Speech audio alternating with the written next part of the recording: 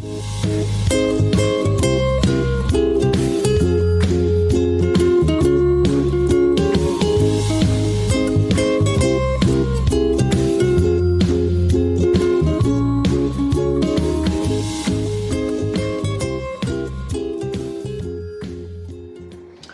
and welcome to this edition of the Prosperity Podcast. In today's episode we'll be focusing on the topic of mental capacity, to which we'll be joining a conversation that took place between Roz Armstrong, one of our Society of Later Life Advisors, and Ben Slater, Director of Nellie Supports, an independent social work practice. Whilst the conversation is aimed at helping financial advisors dealing with their clients around mental capacity issues, we do hope the content will be useful to anybody dealing with vulnerable clients. So, without further ado, I'll let you sit back and enjoy this episode of the podcast. Hello, my name is Rosalyn Armstrong and I'm hosting a webinar for members of the Personal Finance Society where we're going to talk about mental capacity. We're looking at one step beyond vulnerable clients to the stage when families or professionals decide that somebody who's elderly, or perhaps not elderly, but somebody who's had an illness of some kind, needs a further test known as a mental capacity assessment. So with me today is an independent social worker called Ben Slater, who runs a company called Nellie Supports. Ben, would you like to introduce yourself and your work? Yeah, as Roz kindly said, my name is Ben Slater. I'm an independent social worker and the director of Nellie Supports.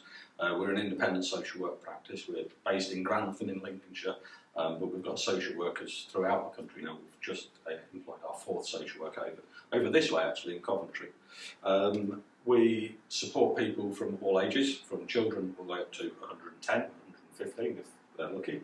And we offer mental capacity assessments, adult social care support, and financial vulnerability assessments as well. And that's pretty much us. Thank you. So you might be thinking, what is the relevance of this towards my work as a financial advisor? Ben's already mentioned financial vulnerability assessments.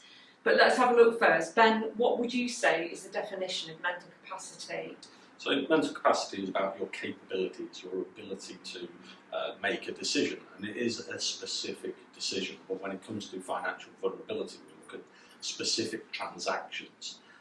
So the mental capacity assessments come under the Mental Capacity Act 2005, and it's quite clearly laid out in there. It's a two-stage test.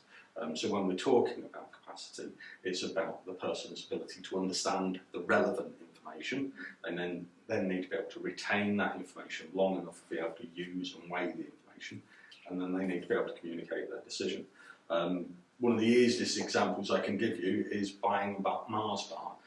Everyone has bought a Mars bar at some point in their lives, and it's one of the easiest decisions we can make. And when you go into the shop, you have to understand the relevant information. How much money you've got in your pocket, how much the Mars bar costs. You might understand the ingredients. You don't want to buy a Snickers bar if you're peanut allergic. So you have to understand all of that information.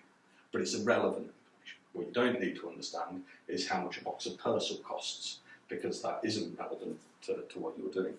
You then need to be able to retain that information long enough to be able to use and weigh the information.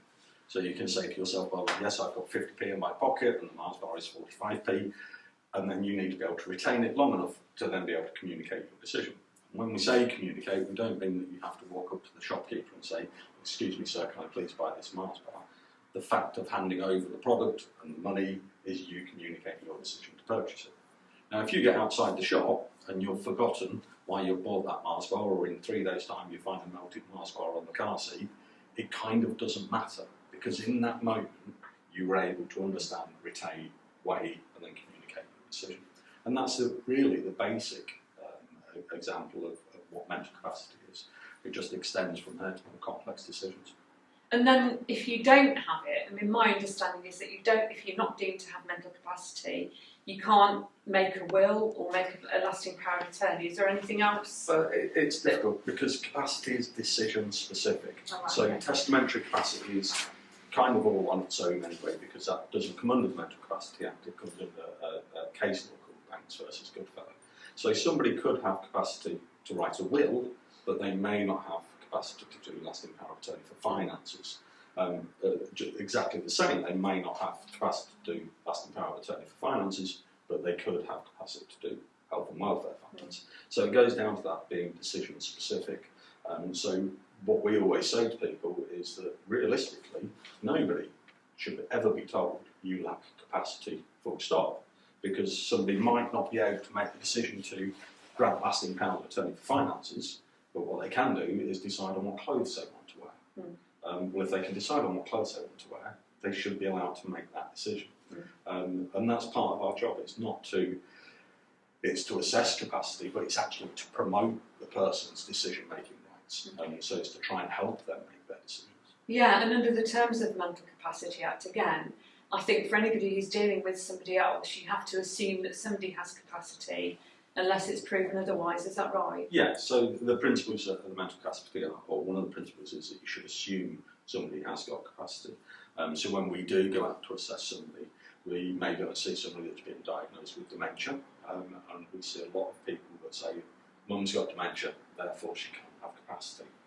And that's just not true. We see a lot of people that have been diagnosed with illnesses such as dementia that can still make quite complex decisions, such as granting lasting power of attorney. So we always assume the person has got capacity until the end of the assessment shows whether they haven't got capacity or not. And that is about that understand, retain, weigh, and then communicate their decision. And the illness you have to have that impairment of the mind or brain. There has to be a functional disability. So how do you go about testing? Is it only you as a social worker or any social worker that can test it? Or so the Mental Capacity Act is very broad on who can complete a capacity assessment. Anybody can complete a capacity assessment. It then goes down to whether that person's assessment can stand up in court and whether they've got the expertise. So a lot of carers, domiciliary care workers, care home staff, they may not have professional registered titles, but they're still completing capacity assessments on a daily basis. Families can complete capacity assessments. What they can't do is provide a legal report that says whether that person has or hasn't got capacity and it be able to stand up in court. That's where the professional social worker, nurse, doctor comes into play. As social workers, the National Institute for Clinical Excellence, the Social Care Institute for Clinical Excellence states that social workers are best suited to be capacity assessors because it's inherent within our training. It's about breaking down barriers, it's about helping people, it's about communicating with people, and that's why we do what we do. So families might want to have a mental capacity assessment if their relative wants to make a will and is suffering from various illnesses. They might want that as proof that at the time that they were making a very considered decision and they were able to make the decision. Is that right? Yeah, so when it comes to testamentary capacity, we get asked for two reasons, I suppose. One, when a solicitor or a will writer is in doubt that the person has got capacity and they don't want to move ahead until there's evidence one way or the other on whether the person's got capacity to write a will. And then the other side is about protection. So we see a lot of the times where a family member may have an illness or not, but they are leaving somebody out of their will. They know the will is going to be contested. The chances are it's going to be contested because of either age or illness. It will be contested on that capacity. So we can then provide a capacity assessment for those people to show that actually that person under Banks versus Goodfellow had capacity. But what we can also do is a financial decision tracker. So this is about assessing whether the person made their decision autonomously or whether there was any undue influence. And it's a very quick 10 questions. The questions are asked slightly differently to the way we would ask capacity assessment questions. And it just gives a risk assessment of 1 to 10 on whether this person is making that decision independently or whether actually there's somebody whispering in the background. I was just going to ask you what you meant by undue influence, because I understand it, but again, that's because I'm dealing with elderly people and attorneys and deputies all the time. So you get two types of undue influence, covert and overt. Covert is where there's just whispering in the background, sideways looks, that type of thing, and a little bit of pressure from daughter without it being particularly aggressive. You then get overt, which is literally where we're in an assessment and the son is sat there going, Mum, I told you you can't put Janet into your will, you've got to leave everything to me. when that happens, we can record all of that. And the financial decision trackers, and if it throws up serious concerns, we can do a more aggressive assessment called a financial vulnerability assessment. It just identifies who came up with, why are you making this transaction today? Have you spoken to anyone else about your will? Did you get advice from anybody else? If so, who? And it's not just about asking the questions, but the assessor can agree or disagree, which changes the outcome of that financial vulnerability assessment as well. So if you sit there and, if we were doing it with you, Rosalyn, and you said, oh, well, no, I haven't spoken to anybody at all. And we said, well, have you not spoken to the wealth management people? And you went, no. I could say, well, actually, I know she has. And it changed the score slightly, and it just identified that covering up that concern. Doesn't mean that you can't go ahead. It just gives, especially financial advisors, that risk assessment. And if it's up in the 9s and 10s and high risk, then it would be suggested that you guys protect yourselves as much as your client and don't go ahead with that transaction. That's interesting, yeah. The other thing that we do with testamentary capacity, because we know the importance of this, is what we call Montreal cognitive assessments. So we don't charge for the Montreal cognitive assessments. That's part of our service. And this is literally a cognitive test. So it asks about 10 questions. It's 95% accurate at identifying diseases such as Alzheimer's disease. For us as social workers, it's the perfect tool. It does two things. One, potentially we can go into somebody's house, do a Montreal cognitive assessment with them, and identify that actually there is quite a serious problem, and they can go to their doctors and get help earlier than they may have done. But secondly, if there isn't any impairment, if they've scored full marks on this, you've then got additional evidence with your financial decision tracker, with your mental capacity assessment. You've got this as well to say there was no cognitive impairment, there was no impairment of the mind or brain, the person had full capacity, and financial decision tracker states that they were making this decision by themselves. So the possibility of that will being contested later on is reduced dramatically with those reports. And then the other thing is that if somebody doesn't have capacity, their options really, the broad options are somebody operates as a power of attorney if that's already been set up, or the other one is that if no power of attorney has been set up, the family can apply for a deputyship. And I've heard about COP3 assessments. A lot of solicitors talk about those, and again, that's something you can do. Is that mental capacity as well? It is, yeah. When it comes to lasting powers of attorney and deputyship, the approach we take is twofold.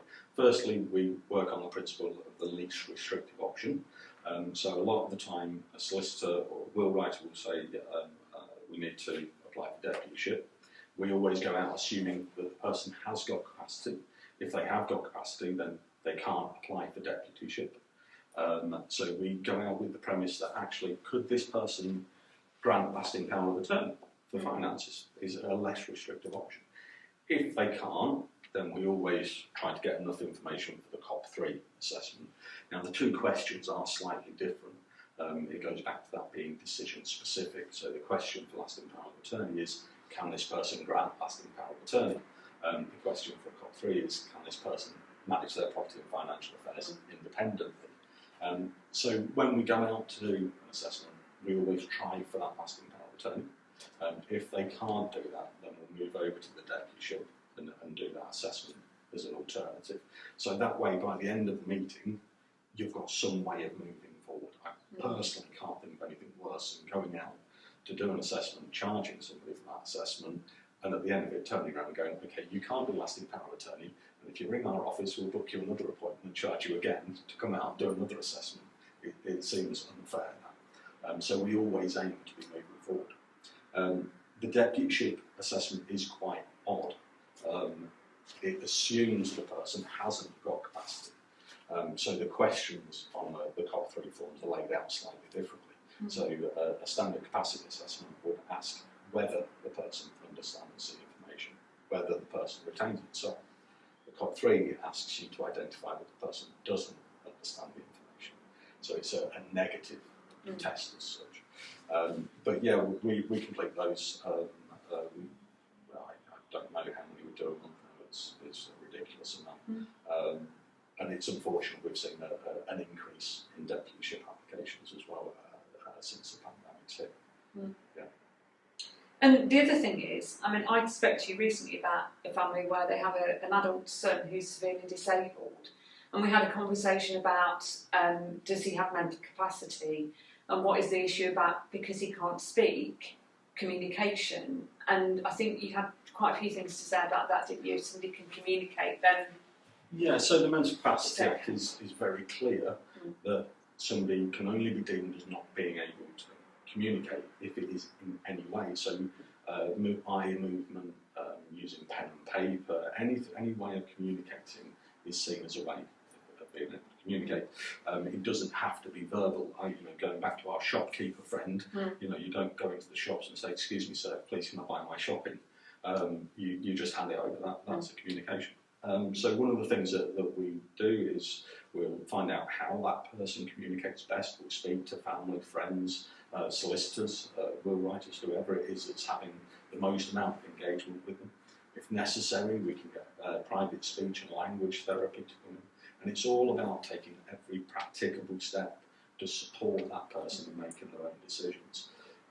We aren't there to say the easiest decision, to say, well, actually, this person hasn't got capacity, we're going to give deputyship, we'll sign deputyship COP3. It's not about that, it's about doing the right thing for that person. So when we go out, we can use decision trees, are my favourite, with pen and paper. One of the simplest ways is to sit down with a pen and paper and write out names, the choices, things like that, and put them in front of the person. Not only is it an aid to memoir, but it also makes it easier for them to communicate. They can point at those people. One of my favourite cases that we worked was with a gentleman with an acquired brain injury, and we ended up with 80 pages all over the room with photos of his wives and children, and his grandparents and his parents and all sorts, and pie charts and everything. And on first meeting this person, I think most people have said he couldn't have created a complex will in any way, shape or form. By the end of it, he knew exactly who was getting what, how much they were receiving, if one of his beneficiaries died before him, who their share would go to, who he was leaving out, why they were leaving out. And it was all, none of it was verbal, it was all done through images. That's amazing. And the other thing I've heard is that people's capacity can vary during the day. I've heard people say that again, this is more elderly people, but if somebody's on medication, that in the morning they might be all right, but by the afternoon they get really sleepy.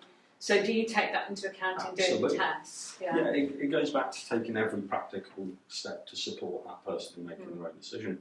So with illnesses such as dementia, we see what's called sundowning. There's an argument that it doesn't exist, but speaking to carers on the ground, they see this where later in the day the sun goes down and the person's dementia symptoms appear worse. So it's better to see those people in the morning. We will speak to families and say to them, when is your mum, dad, husband, wife, when are they at their best? And sometimes we've gone out, we've done an assessment, we've got there. Just last week, actually, I went to see a lady and she'd had a phone call from another professional. The phone call had upset her. It had exacerbated her anxiety. There is no way that she had capacity at that time to make decisions about lasting power of attorney. But we knew it was temporary. So we organised to go back a few days later at a time we knew was better for her. We went in the morning and she was able to make that decision. Capacity can fluctuate through the day, through the week, but it can also be temporary. So, somebody can have a stroke and lose capacity to make decisions for lasting power of attorney or testamentary or anything like that. But 3 months later, after rehabilitation, they've regained their capacity to make those decisions. And as you said earlier, the thing is that if somebody has the capacity to make the decision at that time, then that is quite valid.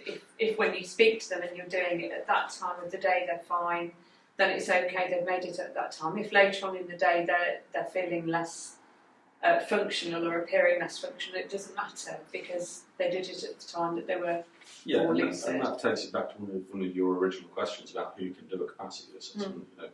Anybody can do a capacity assessment, but it's that recording of the assessment and making sure that it's in line with the mental capacity guidelines. So if we're there at the right time, we're also recording that information, so it's less likely that decision would be overturned. And do you ever get issues with relatives, like a difference of opinion or challenging you or anything like that? Not really, no. We aim for our assessments to be what's called therapeutic. So the idea is that we see a lot of people, and they will say, like I said, mum's got dementia. How can she make this decision? She can't make these decisions. By going through the assessment, and it isn't just asking questions. We aim for our assessments to be a conversation. But by going through that in that therapeutic way, by the end of it, a lot of times family will come to us and say, I didn't realise mum was that good, or I didn't realise mum was that bad. So they get a better understanding as well. One of our best examples for that is we went to see a lady in a care home with Addison's disease, and the care home manager was adamant that this lady had capacity. We went and did an assessment, and we advised the solicitors, no, she didn't have capacity for lasting powers of attorney. The care home manager disagreed and asked us to go back out. She attended the assessment as well. We redid the assessment, and we came out, and the care home manager said, I'm terribly sorry, I didn't realise how bad my client was. We need to be doing a lot more, supporting her a lot more than we have been. And she was visibly shaken by but a lot of the time people don't quite understand what you need to understand for that specific decision. I sat with a principal social worker completing a testamentary capacity once, and the principal social worker from the local authority said, it's fine, I know this guy's got capacity, I've asked him his name and he could tell me his date of birth. Well, that's got nothing to do with your will. No. But people assume it's a memory test, and if the person couldn't remember what they've just been told, then they must have capacity. But it's not about that, it's going through that therapeutic process, and then people have a genuine understanding. So it's very, very rare that we have somebody come to us and say, I disagree with the outcome. So right at the beginning I said, for those people who are watching, they might say, what is the relevance to financial advisors? We've talked about solicitors who are on the ground and will writers who are meeting people who may or may not have capacity. But we probably do as well. What would you say? What do you think the issues are for financial advisors? I think the biggest one is actually about financial vulnerability as much as anything. I think there's we see it more and more, this financial abuse between family members. And at the end of the day, it's your guys' reputation. If you're organising contracts and you get negative press later down the road, it's your names are attached to it. So I think it's about that financial vulnerability. I think it's about you guys being able to safeguard vulnerable adults and being able to have that process in place. I think mental capacity side of it is exactly the same. It's about you guys being able to safeguard. We've had several people where they've come to us and said, Dad has wrote this will 3 months ago. Or Dad has invested this money, and we are asked to do what we call retrospective capacity assessments. So we look through that person's health records, we look at their care records, we look at other assessments that were completed around that time, and we then make an assessment based on all of that information on that time, whether that person had the capacity to make that investment or to write that will, and it makes it easier for that to then be overturned and contested. By getting somebody like us involved, you're reducing that likelihood of it being contested later down the road. Not only does it make you guys more professional, not saying that you're not, you're amazing, but it adds that extra service in as well. And you guys need to be aware of that, when you've got the son in the room and he's sort of putting a little bit of pressure on them. If mum isn't quite sure why she's changing her will, things like that, then that's when I would be saying you need to then say, hang on a second, we'll go back to the golden rule of testamentary capacity, she's over the age of 70, therefore legally, and it's a great reason for you to get professionals involved. Yeah. So we've had a look at what mental capacity is and how it's assessed, and we've also had a look at what the consequences are if somebody lacks capacity. And for financial advisors, if you're advising a client and you've got doubts about their ability to make a decision, what you can do. So any financial advisor could instruct an independent social worker like Ben if it became perhaps a question of doubt, where later on, like you said, down the line, somebody might challenge what you'd advised and what did you know the person wasn't well enough. It's a very good way of covering, I suppose, back covering really, but it's safeguarding the individual and making sure that professionally your back is well and truly covered. Yeah, I think it protects all parties. And when you look at our financial vulnerability assessments, that's the whole aim of it, is to protect both parties. It's protecting the professional that is advancing that transaction, that decision. It's protecting the person doing that transaction, but it's also, if you look at the capacity to gift, if you've got a client that is giving some money to somebody else, well, it protects both parties there, because nobody can contest that later on. But it also protects the professional that's organising the transfer of shares, or the transfer of monies, or whatever it is. So it's about safeguarding the individual, the vulnerable adult, but it's also about protecting all of the parties involved in the transaction.